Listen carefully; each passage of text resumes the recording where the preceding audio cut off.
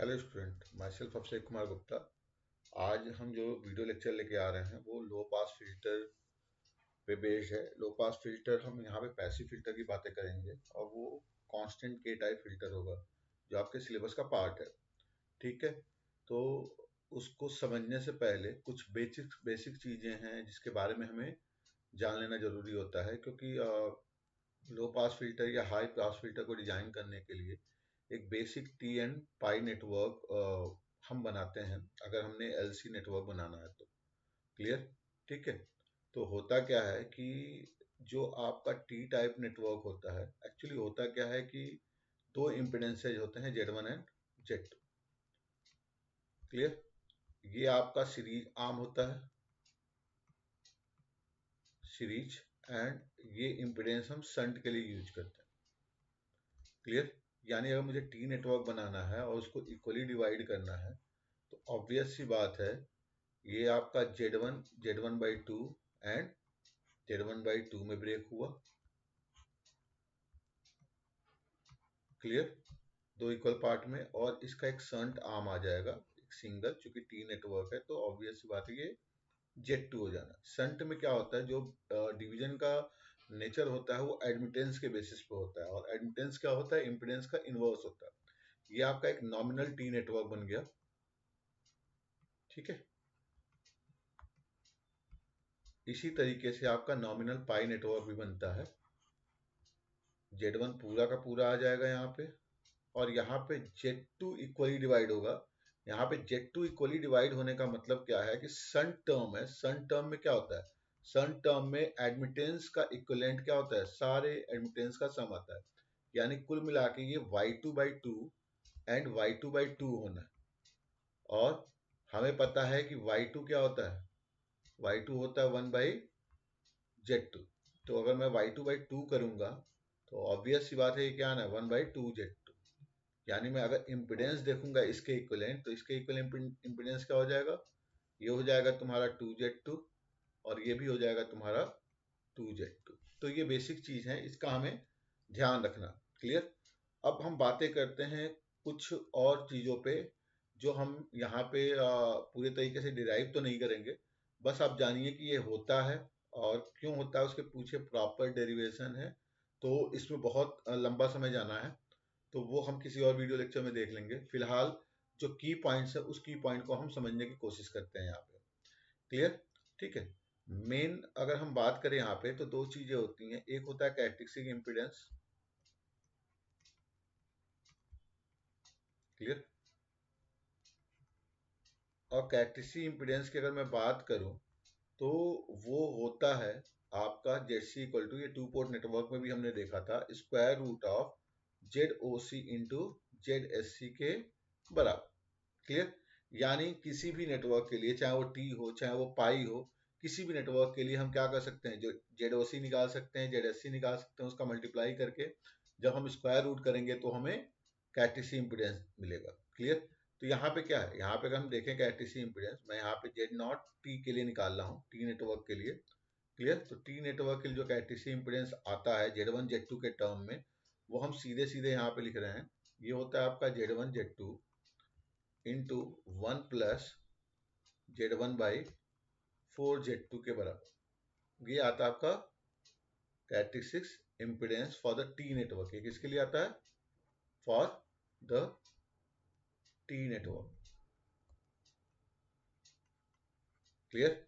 ये हम सॉल्व करेंगे। सॉल्व करने का मतलब यही है कि आउटपुट पोर्ट को ओपन करके हमने ZOC निकाला, फिर आउटपुट पोर्ट को शॉर्ट सर्किट करके हमने ZSC निकाला, दोनों को मल्टीप्लाई किया, तब जाके हमें ये एक्सप्रेशन मिलता है। क्लियर है चीज? ठीक है, इसी तरह से अगर हम Z0 पाई निकालेंगे, यानी पाई नेटवर्क के लिए हम अगर देखेंगे कि क्या चीज आएगी, तो ये आ जाती है Z1 Z2 upon Z0 T के बराबर। यानी कहने का मतलब क्या हो गया कि आपका एक्सप्रेशन आता है Z0 T इंटू Z0 पाई, यानी पाई नेटवर्क के लिए जो कैरेक्टरिस्टिक इम्पीडेंस आएगा, जो टी नेटवर्क के लिए आएगा, दोनों का जो मल्टीप्लीकेशन आएगा वो Z1 Z2 के बराबर होगा। क्लियर? ये फंडा आपको अपने दिमाग में रखना है।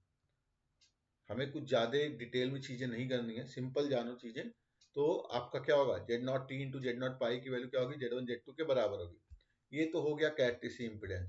अब दूसरी चीज आती है पास बैंड की, क्योंकि लो पास फिल्टर होता है, तो लो पास फिल्टर हो या हाई पास फिल्टर हो, कोई भी फिल्टर हो, तो उसमें हमें ये जानना जरूरी होता है कि पास बैंड की कैरेक्टरिस्टिक, यानी पास बैंड के लिए जो मेन कंडीशन होगा वो क्या होगा।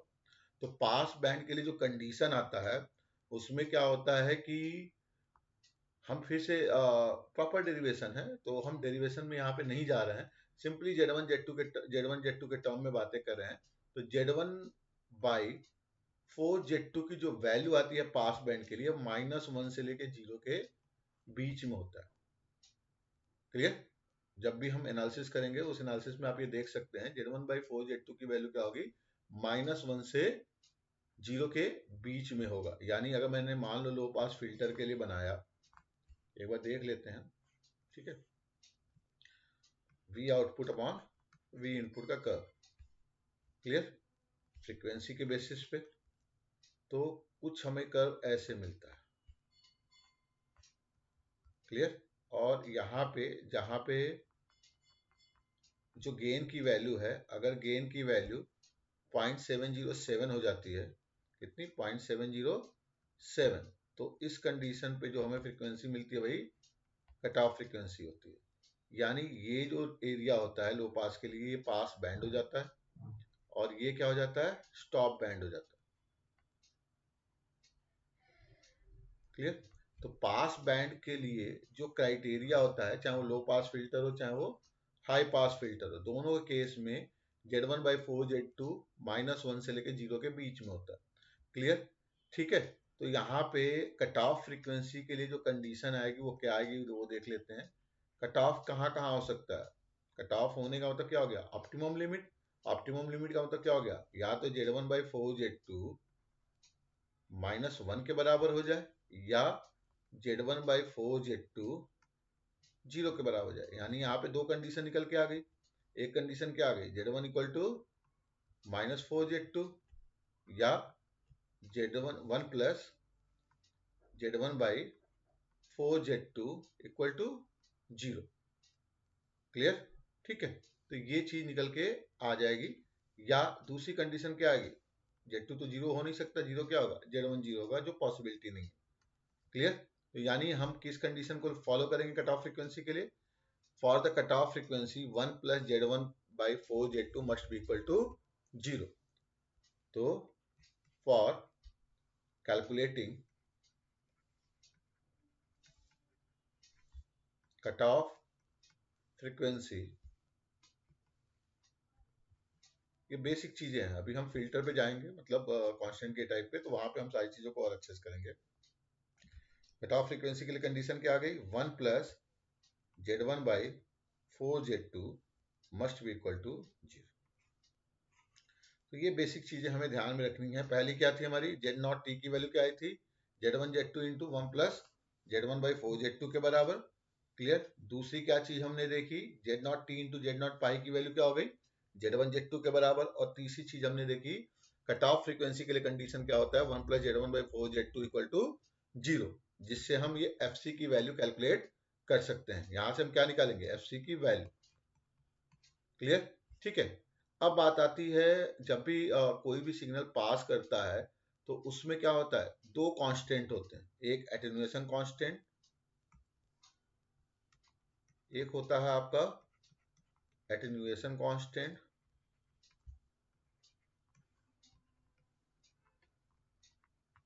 क्लियर, जिसको हम अल्फा से रिप्रेजेंट करते हैं, और दूसरा होता है आपका फेज कांस्टेंट, जिसको हम बीटा से रिप्रेजेंट करते हैं। अल्फा की अगर मैं बात करूं तो अल्फा की वैल्यू होती है 2 cos hyperbolic inverse square root of mod of Z one by four Z two. यानी आप देख रहे हो कि Z one by four Z two हर जगह इन्वॉल्व हो रहा है, ये आपका एटेन्यूएशन कांस्टेंट होता है, क्लियर। किसी भी फ्रीक्वेंसी पे हम एटेन्यूएशन निकाल सकते हैं। एटेन्यूएशन का मतलब ये नहीं होता है कि हमें कट ऑफ पे निकालना, हमें किसी भी फ्रीक्वेंसी पे क्या एटेन्यूएशन हो रहा है ये हम निकाल सकते हैं, क्या फेज कांस्टेंट है ये वैल्यू हम कैलकुलेट कर सकते हैं। ये अल्फा की वैल्यू आती है, इसी तरह बीटा की वैल्यू भी हमें मिल जाती है। बीटा आती है आपकी 2 sine inverse square root of mod of Z1 by 4 Z2। मैं फिर कह रहा हूं प्रॉपर डेरिवेशन है इसका, हम डेरिवेशन में अभी नहीं घुस रहे हैं क्योंकि बहुत डिटेल की चीजें हो जाएंगी। बस बेसिक समझो, बेसिक क्या है। बेसिक से हम क्या करेंगे, दोनों फिल्टर के लिए अलग अलग चीजें हम कैलकुलेट करेंगे एल सी और एफ सी के फॉर्म में, और क्वेश्चन को हम क्रैक करने की कोशिश करेंगे। क्लियर? तो यही तीन चार बेसिक चीजें हैं जो हमें दिमाग में रखनी है, और इससे हमारा पूरा का पूरा क्वेश्चन सॉल्व होगा। क्लियर चीज? ठीक है, तो चलो स्टार्ट करते हैं हम लो पास फिल्टर से।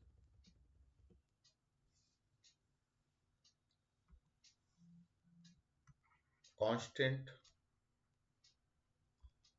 के टाइप लो पास फिल्टर, इसको हम प्रोटोटाइप फिल्टर भी कहते हैं। ठीक है, और जनरली जो क्वेश्चन होता है, क्वेश्चन यही आता है कि डिजाइन द प्रोटोटाइप फिल्टर, और कुछ पैरामीटर दे दिए होते हैं और कुछ पैरामीटर पूछ लिए जाते हैं। तो यहाँ पे जो लो पास फिल्टर होगा उसमें सीरीज जो टर्म हो जाता है वो इंडक्टर हो जाता है। क्लियर? और शंट पैरामीटर हो जाता है कैपेसिटर। ये हमारा क्या होगा, इसका टी नेटवर्क। क्लियर? तो ऑब्वियस ही बात है, क्या होना ये J omega L by two, J omega L by two, and ये 1 बाई जे ओमेगा सी। ये सारा का सारा हमने इम्पिडेंस के टर्म में लिख दिया। यानी Z1 की वैल्यू क्या होगी इसके लिए, जे ओमेगा एल, एंड Z2 की वैल्यू होगी इसके लिए 1 बाई जे ओमेगा सी। तो जैसे टी है वैसे पाई भी होगा, बस पाई के केस में क्या हो जाना है, ये आपका हो गया जे ओमेगा एल, और यहां पे क्या आ जाएगा C by two and C by two. Clear? Capacitance के टर्म में, इंडक्टर के टर्म में एल हो जाना है, ये सी बाई टू हो जाना है, और ये सी बाई टू हो जाना है, क्योंकि हमें पता है कि जो कैपेसिटिव रिएक्टेंस होता है 1 बाई जे ओमेगा सी होता है। क्लियर? तो यहाँ पे 1 बाई ये क्या हो जाएगा, जे ओमेगा सी बाई टू, और ये भी क्या हो जाएगा 1 by J omega C by two. तो ऊपर क्या आ जाएगा, 2 आ जाएगा। तो ऑब्वियस सी बात है, यहाँ पे 2 ऊपर आ जाएगा तो वैल्यू क्या होगी, 2Z2 के बराबर होगी। अगर मैं इसको लिखूंगा तो ऐसे लिख सकता हूँ ना, 2 अपॉन जे ओमेगा सी, और 1 बाई जे ओमेगा सी क्या है, Z2 के बराबर। तो ये वैल्यू क्या होगी 2Z2, जो हमने अभी अपने स्टैंडर्ड फॉर्मेट में देखा था। यानी इसके लिए भी Z1 क्या है, जे ओमेगा एल, एंड Z2 क्या है, 1 बाई जे ओमेगा सी। ये होता है हमारा लो पास फिल्टर, जिसमें इंडक्टर सीरीज एलिमेंट होता है। अब कई लोगों का क्वेश्चन ये आता है कि लो पास कैसे है, तो वो भी हम देख सकते हैं। यहाँ पे मान लो मैं सिंपली बात करता हूँ, आइडियल बिहेवियर पे हम इसको देख सकते हैं। आइडियल बिहेवियर का मतलब क्या होगा, omega tending to zero. Omega tending to zero पे क्या होगा, ये शॉर्ट सर्किट होगा। इंपेडेंस जीरो हो गया तो शॉर्ट सर्किट, ये भी इंडक्टर भी क्या होगा, दोनों इंडक्टर क्या हो जाएंगे, शॉर्ट सर्किट हो जाएंगे। क्लियर? और कैपेसिटर क्या हो जाएगा, ओपन सर्किट, क्योंकि 1 by J omega C tending to infinite आ जाएगा। यानी वी आउटपुट और वी इनपुट मिलने लगेगा, मतलब करंट का flow from source to load हो जाएगा, यानी सिग्नल पास हो रही है। लेकिन यही अगर ओमेगा टेंडिंग टू इनफाइनाइट लेंगे तो इंडक्टर ओपन सर्किट हो जाएगा और कैपेसिटर शॉर्ट सर्किट हो जाएगा। जब इंडक्टर ओपन सर्किट हो जाएगा तो कोई करंट का फ्लो नहीं होगा, ऑब्वियस सी बात है, कोई हमें आउटपुट नहीं मिलेगा। तो यानी लो फ्रीक्वेंसी की सिग्नल को ये पास कर रहा है और हाई फ्रीक्वेंसी की सिग्नल को ये रोक रहा है, तो इसीलिए इसको कहते हैं लो पास फिल्टर। क्लियर चीज?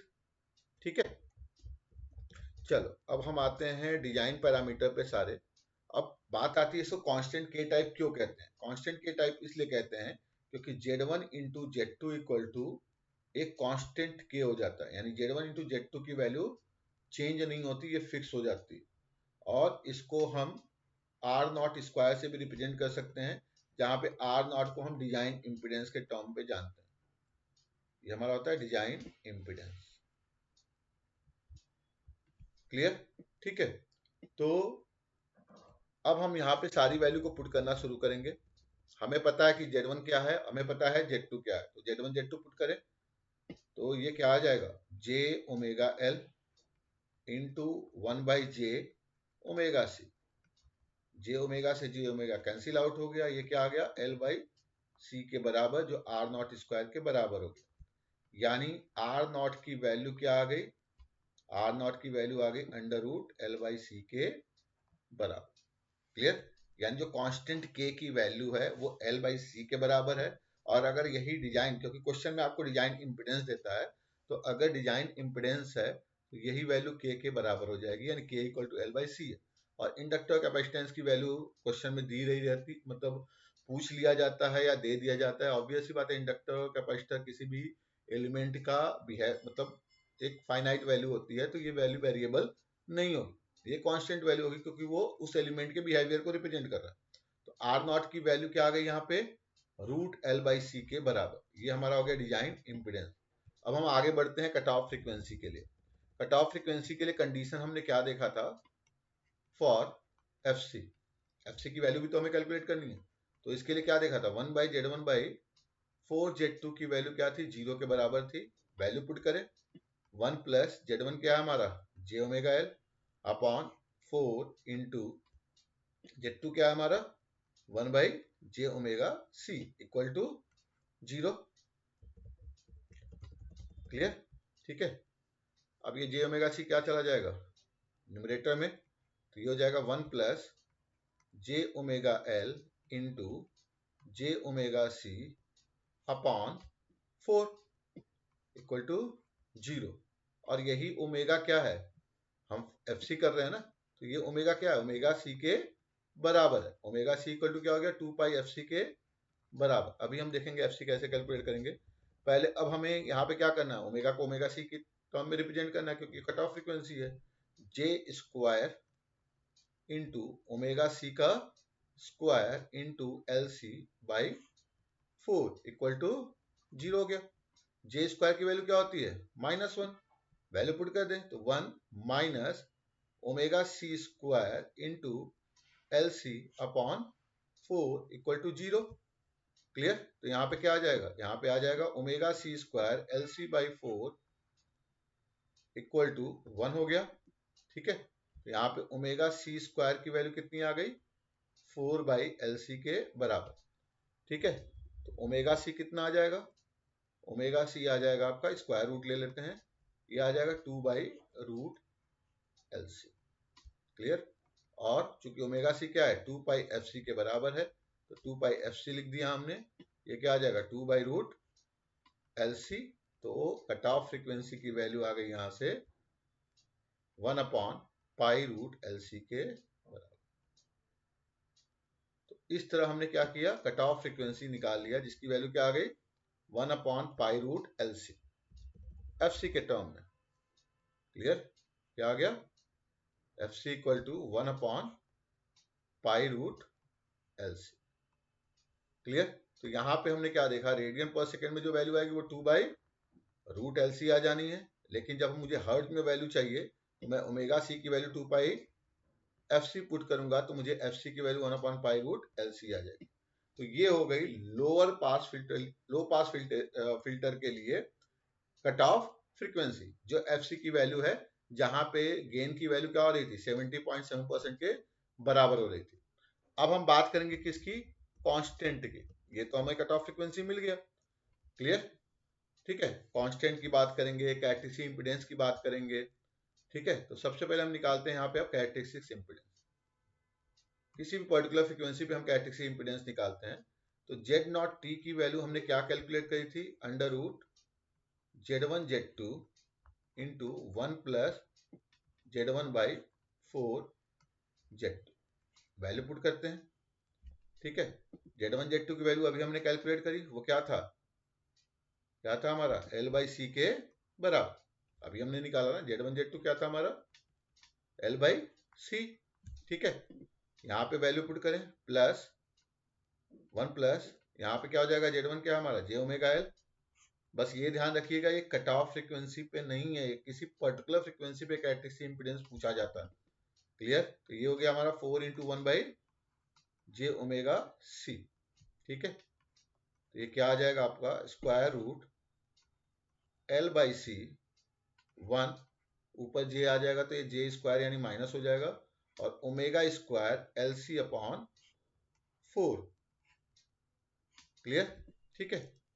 अब देखो यहाँ पे ओमेगा सी की वैल्यू क्या है हमारी, अगर हम ध्यान से देखें इस चीज को देखो, Z naught T equal to square root of L by C 1 minus, मैं इसको लिख सकता हूँ omega square upon 4 upon L C, लिखने में तो कोई बुराई है नहीं। अभी हमने देखा ऊपर ओमेगा सी की वैल्यू क्या होती है, 2 बाई रूट एल सी के बराबर होती है, तो ऑब्वियस सी बात है ओमेगा सी स्क्वायर क्या होगा, 4 अपॉन एल सी के बराबर होगा। तो मैं इस 4 बाई एल सी की जगह पे क्या यूज कर सकता हूँ, कट ऑफ फ्रीक्वेंसी यूज कर सकता हूँ, क्योंकि कट ऑफ फ्रीक्वेंसी ऑलरेडी हमने कैलकुलेट कर लिया है।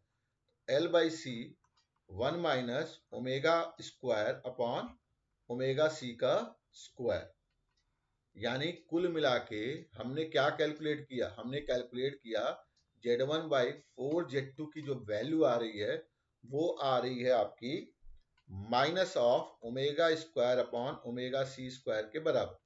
ये चीज आपको अगेन ध्यान में रखना है। क्लियर? ठीक है, ये Z1 बाई 4 Z2 की तो वैल्यू है। ठीक है, तो मैं ओमेगा बाई ओमेगा सी की जगह क्या यूज कर सकता हूं, again L by C 1 minus omega by omega C का होल स्क्वायर लिख सकते हैं, कोई दिक्कत तो है नहीं। ठीक है, फिर मैं क्या कर सकता हूं इसमें, L by C 1 minus 2 pi F upon 2 pi F C का स्क्वायर। तो ये क्या आ गया आपका, ये ओवरऑल वैल्यू आ गई Z naught T equal to square root of L by C 1 minus F square upon F C square, ये वैल्यू आ गई। अब मैं इसको फिर से दोबारा रिक्रिएट कर रहा हूं, रूट एल बाई सी मैंने अलग कर लिया into under root 1 minus F by F C का स्क्वायर लिख लिया मैंने। अब मैंने रूट एल बाई सी क्यों अलग किया, क्योंकि ये डिजाइन इम्पिडेंस है। Square root of L by C क्या है, आर नॉट के बराबर ही तो है, तो ये लिख दिया मैंने आर नॉट, और R naught under root 1 minus F by F C का स्क्वायर, ये आपका आ गया जेड नॉट टी। क्लियर? ठीक है, तो हमें जेड नॉट टी की वैल्यू भी मिल गई। जो जेड नॉट टी आया वो क्या आया, R naught under root 1 minus F by F C का स्क्वायर। हमें बस यहाँ पे ध्यान क्या रखना है कि Z1 बाई 4 Z2 की वैल्यू, क्योंकि ये Z1 बाई 4 Z2 हर जगह इन्वॉल्व है, Z1 बाई 4 Z2 की वैल्यू आती है आपकी minus F by F C का square for the low pass filter, सबके लिए नहीं, for the low pass filter. Minus F by F C का स्क्वायर कह लो या minus omega by omega C का स्क्वायर कह लो। क्लियर? तो लो पास फिल्टर के लिए वैल्यू निकल के आती है, ये चीज हमने यहाँ पे सीख लिया, बार बार हमें को इसको बदलने की जरूरत नहीं है। और ये हमें क्या मिल गया, जेड नॉट टी की वैल्यू मिल गई। अब क्या होता है, पाई नेटवर्क के लिए भी कैरेक्टरिस्टिक इंपीडेंस पूछ लेता है किसी भी पर्टिकुलर फ्रिक्वेंसी पे, तो ऑब्वियस सी बात है हमें क्या पता है कि Z naught T into Z naught pi equal to क्या होता है, आर नॉट का स्क्वायर होता है, Z1 Z2 के बराबर ही तो होता है, अभी हमने डिस्कस किया। क्लियर? तो ये क्या होता है, आर नॉट स्क्वायर के बराबर होता है, और आर नॉट की वैल्यू क्या होती है, square root of L by C के बराबर होती है। क्लियर? तो हमें क्या निकालना है, जेड नॉट पाई तो निकालना है, तो जेड नॉट पाई निकालने के लिए हम क्या करेंगे, सिंपली जेड नॉट पाई का क्या हो जाएगा, R naught square upon R naught under root 1 minus F by F C का स्क्वायर। आर नॉट से आर नॉट कैंसिल हो गया, वैल्यू क्या आ गई, R naught upon under root 1 minus F by F C का स्क्वायर। मैं फिर बोल रहा हूं कि हर फॉर्मूला यहाँ पे याद करने की जरूरत नहीं, कुछ लॉजिक्स हैं, उस लॉजिक को अपने दिमाग में रखो जिससे हम क्वेश्चन को इजीली कर पाए। तो हमें क्लियर हो गया कि जेड नॉट टी की वैल्यू होगी R naught under root 1 minus F by F C का स्क्वायर। वहां से हम जेड नॉट पाई निकालने के लिए सिंपल लॉजिक यूज कर सकते हैं, Z naught T into Z naught pi equal to R naught square. सारी वैल्यू हमें पता है, बस वैल्यू पुट करना और हमें आंसर निकाल लेना। हमें बार बार एफ और एफ सी की वैल्यू पुट करके आंसर निकालने की कोई जरूरत नहीं है। आप लॉजिक यूज करिए और क्वेश्चन को सॉल्व करिए। ठीक है, नेक्स्ट पार्ट क्या है आपका, कांस्टेंट। क्या क्या कांस्टेंट था हमारा, एक एटेन्यूएशन कांस्टेंट अल्फा थी, अल्फा की वैल्यू क्या थी हमारी, 2 cos hyperbolic inverse square root of mod of Z1 by 4Z2। अभी हमने देखा कि Z1/4Z2 की वैल्यू हमारी क्या आई थी, वो आई थी -(f²) अपॉन FC², या आप बोल सकते हो -(f/FC का स्क्वायर। और चूंकि यहाँ पे मॉड होता है तो वो माइनस का अगर मॉड लेंगे तो वो तो प्लस ही हो जाना है। तो यहाँ पे वैल्यू क्या आ जाएगी, सीधे सीधे वैल्यू आ जाएगी 2 cos hyperbolic inverse square root of f/fc का स्क्वायर। अब एक स्क्वायर का स्क्वायर रूट करेंगे तो क्या हो जाएगा, स्क्वायर हट जाएगा। तो सीधे सीधे वैल्यू क्या आ गई यहाँ पे, सीधे सीधे वैल्यू आ गई आपकी alpha equal to 2 cos hyperbolic inverse f/fc। Clear. ये हमें क्या मिल गया, ये हमें मिल गया एटेन्यूएशन कांस्टेंट। किसी भी पर्टिकुलर फ्रीक्वेंसी पे हम एटेन्यूएशन फाइंड आउट कर सकते हैं कि उस एटेन्यूएशन की वैल्यू क्या होगी। सिमिलरली अगर हम बीटा यानी फेज कांस्टेंट कैलकुलेट करेंगे तो फेज कांस्टेंट का फॉर्मूला क्या देखा था हमने, फेज कांस्टेंट क्या होता है, वो होता है हमारा beta equal to 2 sin inverse square root of mod of Z1/4Z2।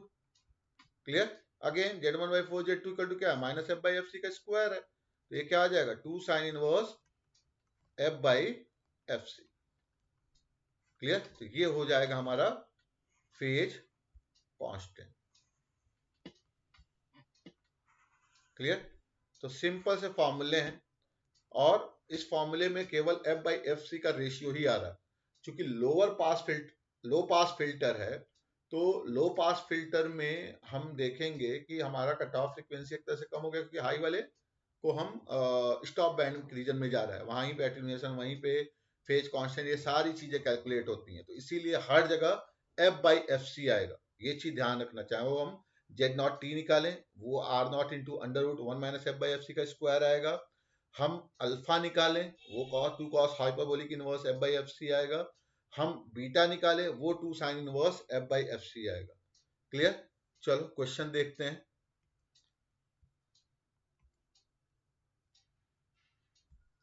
ये हमने एक क्वेश्चन लिया है जो यूनिवर्सिटी एग्जाम में भी बार बार रिपीट किया जाता है। ठीक है। क्वेश्चन क्या है, क्वेश्चन में जो डाटा दिया हुआ है उसको पहले नोट डाउन करते हैं। हमें क्या करना है, डिजाइन टी एंड पाई, ये पी नहीं पाई है एक तरह से, पी यानी PIE, pi section of a constant के type low pass filter having cut off frequency. आपको FC की वैल्यू दे दी गई है 10 kilo hertz and design impedance, मैंने फिर बोला ना डिजाइन इम्पिडेंस, यहाँ पे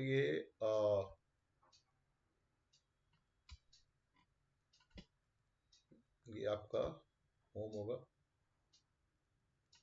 ठीक है। डिजाइन इम्पिडेंस जो दिया हुआ है वो दिया हुआ है R0 equal to 450 Om. Clear. ठीक है। और क्या दिया हुआ है, find its characteristic impedance and phase constant at 5 kilo hertz as well as determine the attenuation at 12 kilo hertz. यानी हमें Z0t and Z0 pi and इसके साथ क्या कैलकुलेट करना है, फेज कांस्टेंट बीटा, ये कैलकुलेट करना है at f equal to 5 kilo hertz. Clear. और क्या कैलकुलेट करना हमें, ये हमारा पूछा जा रहा है। और क्या कैलकुलेट करना हमें, alpha at frequency 12 kilo hertz. ये दो चीजें आपसे पूछी जा रही। क्लियर। ठीक है। तो ये हमें कैलकुलेट करना है। ठीक है। हमें टी एंड पाई नेटवर्क भी बनाना है। ऑब्वियस सी बात है, टी एंड पाई नेटवर्क बनाने का मतलब क्या है, आपको L और C की वैल्यू बतानी पड़ेगी। बिना इंडक्टेंस और बिना कैपेसिटर के आप तो कांस्टेंट के type low pass filter design नहीं कर सकते। तो आपको बस ये दो डाटा दिया हुआ है FC एंड R0, इसी से हमें सारी चीजें करनी है। क्लियर। ठीक है। तो स्टार्ट करते हैं क्वेश्चन को। R0 की वैल्यू क्या होती है, स्क्वायर रूट ऑफ L/C, या हम ये बोल सकते हैं L/C equal to R0 square यानी 450 का स्क्वायर। क्लियर। इक्वेशन नंबर 1 हो गया ये। ठीक है। FC दिया हुआ है, लो पास फिल्टर के लिए कट ऑफ फ्रीक्वेंसी क्या होती है 1/π√LC, अभी हमने निकाला था। क्लियर। वैल्यू पुट करें यहाँ पे तो ये है आपका 10 किलो हर्ट्ज यानी 10 इंटू 10⁻3। यहाँ भी हम स्क्वायर कर सकते हैं, तो ये क्या आ जाएगा 1/π² LC। क्लियर? ठीक है।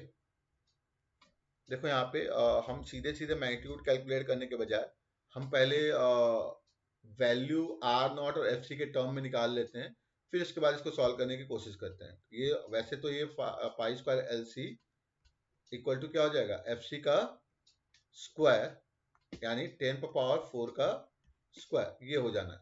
फिलहाल मैंने क्या बोला, हम R0 के टर्म में और FC के टर्म में चीजों को कैलकुलेट करने की कोशिश करते हैं। तो R0 स्क्वायर इक्वल टू क्या हो गया L/C, क्वेश्चन नंबर 1। ठीक है। और FC इक्वल टू क्या हो गया, FC का square equal to 1/π² LC, equation number 2 हो गया। हमें L और C निकालना है। क्लियर? तो एक बार हम इसको मल्टीप्लाई कर देते हैं, मल्टीप्लाई करके देखते हैं क्या होता है। या देखो इक्वेशन 1 इंटू 2 कर रहे हो, तो ये हो जाएगा R0 इंटू FC का square equal to L/C into π² LC। LCL क्या हो गया, कैंसिल आउट हो गया। तो यहाँ पे क्या निकल के आया 1/π² C²। ठीक है, क्योंकि दोनों साइड क्या है स्क्वायर है, तो हम इसका स्क्वायर रूट ले सकते हैं। क्लियर? तो स्क्वायर रूट ले लो तो क्या आ जाएगा R0 FC इक्वल टू आ जाएगा 1/πC। ठीक है, यानी यहां से C की वैल्यू क्या आ गई, C की वैल्यू आ गई 1/πR0 FC के बराबर। यानी यहां से हम कैपेसिटेंस डायरेक्टली कैलकुलेट कर सकते हैं। कितना आ गया ये 1/πR0 FC के बराबर आ गया। अब यही C की वैल्यू उठा के कहां पुट कर दें, किसी भी क्वेश्चन में पुट कर दो। Clear? R0 square equal to क्या था हमारा L/C तो था, तो L की वैल्यू क्या हो जाएगी R0 square into C। C की वैल्यू ऑलरेडी हमने निकाल लिया है, ये क्या हो जाएगा R0 square into 1/πR0 FC। R0 से R0 कैंसिल आउट हो गया। L की वैल्यू कितनी आ गई, L की वैल्यू आ गई R0/πFC के बराबर। तो हमने क्या देखा यहाँ पे कि L की वैल्यू क्या आ जाती है R0/πFC और C की वैल्यू क्या आ जाती है 1/πR0 FC के बराबर। क्लियर? और हमें R0 और FC ही क्वेश्चन में दिया हुआ है, तो हम कैलकुलेट कर लेते हैं सीधे सीधे वैल्यू पुट करके। ठीक है, L की वैल्यू क्या हो जाएगी, R0 की वैल्यू है 450 ओम अपॉन पाई 3.14। FC कितना दिया हुआ है 10 किलो हर्ट्ज यानी 10 इंटू 10⁻3। क्लियर? तो इसको कैलकुलेट करते हैं। ये हम कैलकुलेशन करने जा रहे हैं, इसका कितना है हमारा 450 डिवाइडेड बाई 3.14। क्लियर? तो ये आ गया तुम्हारा 143.3 इंटू 10⁻⁴ हेनरी। क्लियर? तो इसको मैं लिख सकता हूं 14.33 इंटू 10⁻³ हेनरी। क्लियर? और आगे बढ़ के क्या लिख सकता हूं इसको 14.33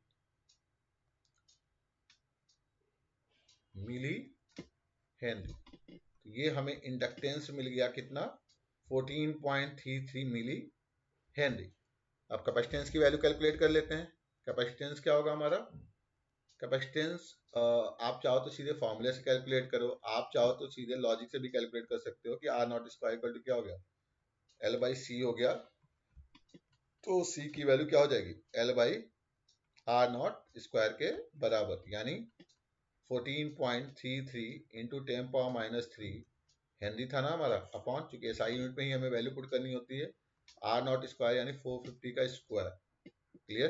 तो 14.33 डिवाइडेड बाय 450 का स्क्वायर,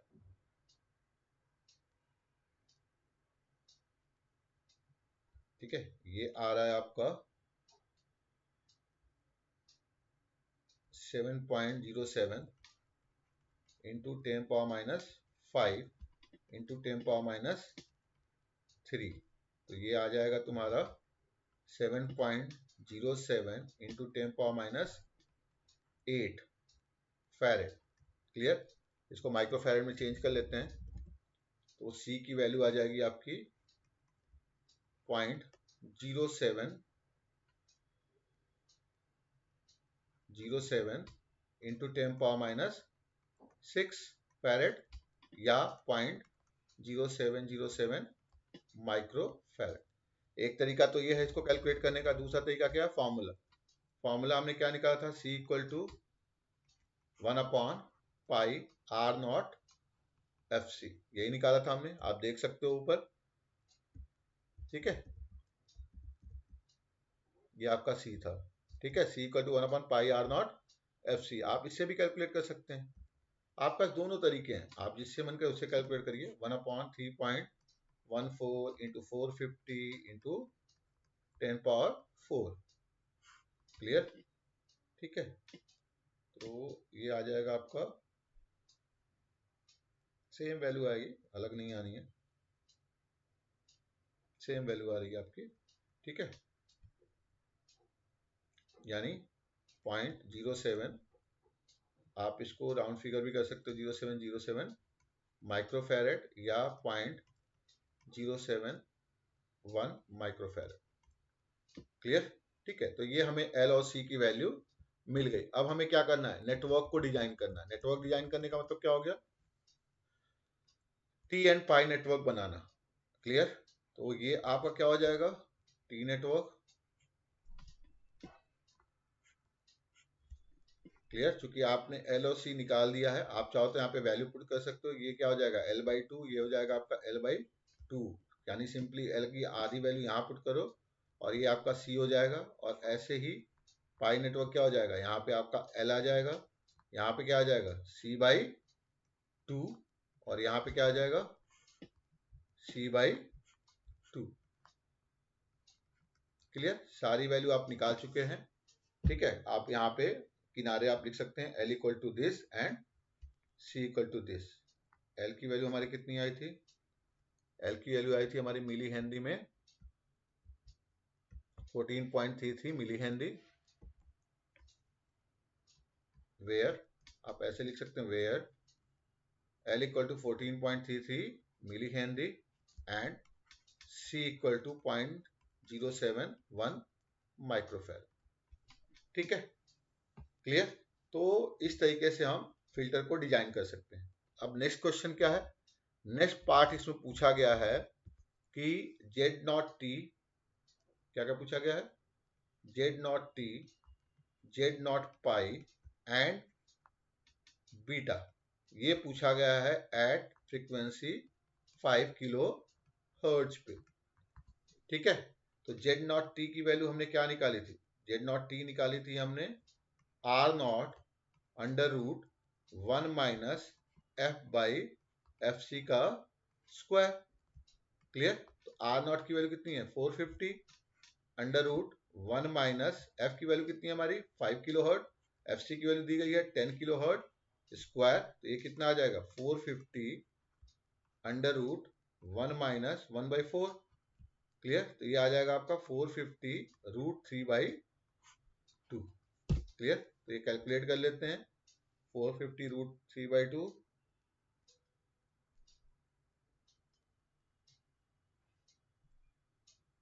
ये आपकी आ गई वैल्यू 389.71 ओम। क्लियर? तो ये हमें मिल गया Z0T। ऑब्वियस सी बात है, हमें क्या निकालना है? Z0 निकालना है। तो आप फार्मूला न यूज करके, मैं तो यही कहता हूं कि आप फार्मूला न यूज करके क्या करें, सीधे कॉन्सेप्ट अप्लाई किया करें। Z0T इंटू Z0 क्या होता है? ये आपका होता है Z1 Z2 यानी R0 का स्क्वायर। तो Z0 क्या हो जाएगा? यहाँ से Z0 हो जाएगा आपका R0 का स्क्वायर अपॉन Z0T। बस वैल्यू तो पुट करना है, सारी वैल्यू तो निकाल के रखे हो। ठीक है, तो क्या आ जाएगा यहाँ पे? Z0 इक्वल टू Z0 आ जाएगा आपका 450 का स्क्वायर अपॉन 389.71 ओम। क्लियर? हम कैलकुलेट कर लेते हैं इसकी भी वैल्यू। ये आपकी आ जाएगी 450 का स्क्वायर डिवाइडेड बाई 389.71, ये आपकी आ गई 519.62 ओम। क्लियर? ठीक है, तो एक तरीका ये है। दूसरा तरीका क्या है इसी करने का? क्योंकि इसके लिए भी हमने फॉर्मूला वो किया था, तो दूसरा तरीका देख लेते हैं इसका। तो ये आ जाएगा आपका Z naught pi equal to R naught upon under root 1 - f/fc का स्क्वायर। यही तो निकाला था हमने, ठीक है। तो ये क्या आ जाएगा 450, और इसकी वैल्यू क्या आ जाएगी 1 - 1/4 यानी √3/2।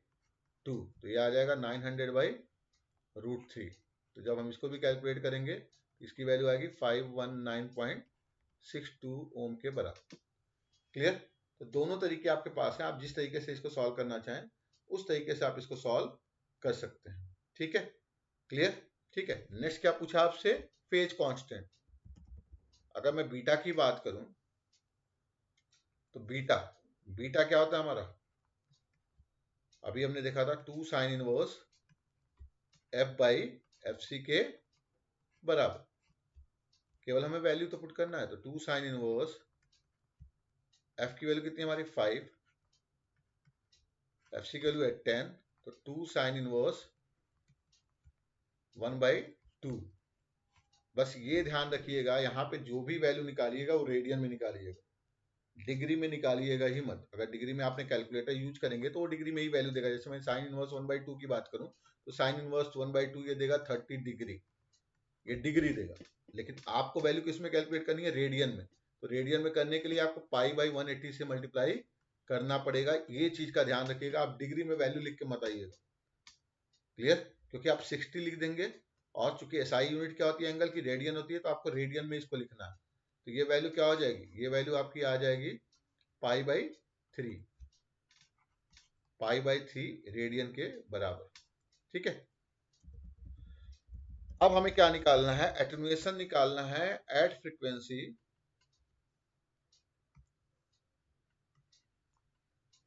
अल्फा की वैल्यू क्या होगी at frequency, I think 15 kilohertz given था क्या, एक बार देख लेते हैं कितना किलोहर्ट्ज गिवन था।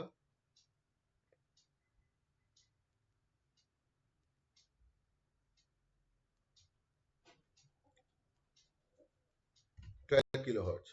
क्लियर, 12 किलोहर्ट्ज हमसे क्या पूछा है, अल्फा की वैल्यू पूछी, ठीक है। तो वो हम कैलकुलेट करते हैं यहाँ पे।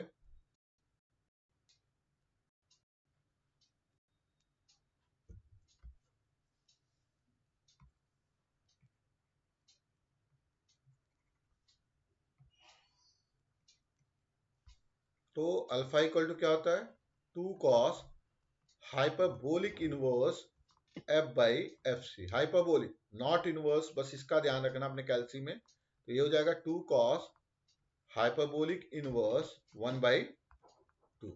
तो हमें cos हाइपरबोलिक इनवर्स की वैल्यू निकालनी है, न कि cos इनवर्स की, ठीक है। यानी हाइपरबोलिक फंक्शन की वैल्यू हमें निकालनी है, और इसकी जो वैल्यू आएगी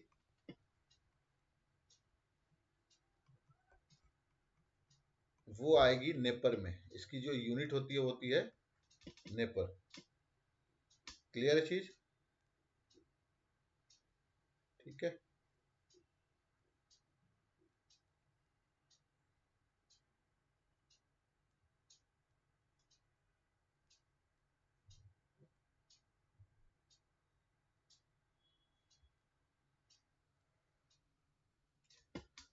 तो यहाँ पे हमने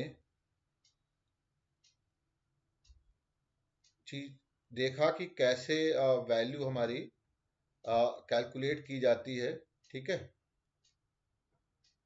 मेन क्या है, सॉरी यहाँ पे f/fc लेना है ना हमें, तो ये कितना होगा 12, f की वैल्यू 12 है और इसकी वैल्यू आपकी 10 है। तो ये cos हाइपरबोलिक 1.2 आएगी।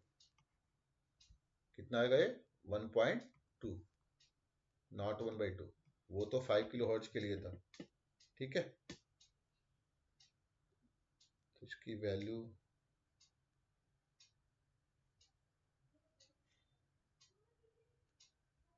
ये आएगी आपकी 2 cos हाइपरबोलिक इनवर्स 0.6224 नेपर। ये ध्यान रखिएगा, cos हाइपरबोलिक इनवर्स से जो वैल्यू हमें मिलती है उसकी जो यूनिट होती है वो नेपर में होती है। किसमें होती है, नेपर में होती है। इस बात का बस ध्यान रखिएगा आप लोग, ये नहीं कि आप इसको भी रेडियन लिख के चले आइएगा। दिस इज नॉट रेडियन, क्योंकि यह हाइपरबोलिक फंक्शन है, तो इसका जो इनवर्स आएगा वो 0.6224 नेपर आएगा। ये चीज ध्यान रखिएगा, इसकी यूनिट नेपर होती है। एंगल की यूनिट रेडियन होती है, लेकिन हाइपरबोलिक इनवर्स फंक्शन है तो इसकी यूनिट नेपर होगी। क्लियर? तो ऐसे ही क्वेश्चन आते हैं। मैंने तो अभी ऐसा क्वेश्चन ले लिया जिसमें सारी चीजें पूछी जा गई। क्वेश्चन में ये भी आता है, केवल डिजाइन करने के लिए दे देता है, आपसे एटेन्यूएशन कांस्टेंट या फेज कांस्टेंट नहीं पूछता। ठीक है, तो ये सारी चीजें आपको ध्यान रखनी है। मैं फिर बोल रहा हूँ, यहाँ पे क्या है ना, यहाँ पे आप सीधे सीधे मैग्नीट्यूड पुट करके, जैसे हमने डिजाइन किया, तो मैग्नीट्यूड पुट करके आप वैल्यू निकालने की कोशिश मत करिएगा। आप पहले एल और सी को इसमें एक्सप्रेस कर लेंगे, आर नॉट और एफ सी में एक्सप्रेस कर लेंगे। यानी आपको यहाँ पे क्या सीखना है कि सी की वैल्यू क्या होती है, ये भी एक चीज है। सी की वैल्यू क्या होगी, सी की वैल्यू होगी 1/पाई आर नॉट एफ सी, और एल की वैल्यू होगी आपकी R naught by pi F C. तो ये दो वैल्यू जो है वो आपको पहले निकाल लेना, ये नहीं कि सारी न्यूमेरिक वैल्यू को पुट करके फिर उसके बाद उसको डायरेक्टली सॉल्व करने बैठ जाए, ऐसा मत करिएगा। ठीक है, यहाँ पे आप देख रहे होंगे स्क्वायर का फंक्शन, फिर स्क्वायर रूट आके कितना इजी हो जा रही है चीजें। तो मेरे ख्याल से क्लियर है चीजें। ठीक है, नेक्स्ट लेक्चर में हम देखते हैं हाई पास फिल्टर और उसकी डिजाइनिंग। ठीक है, थैंक यू वेरी मच।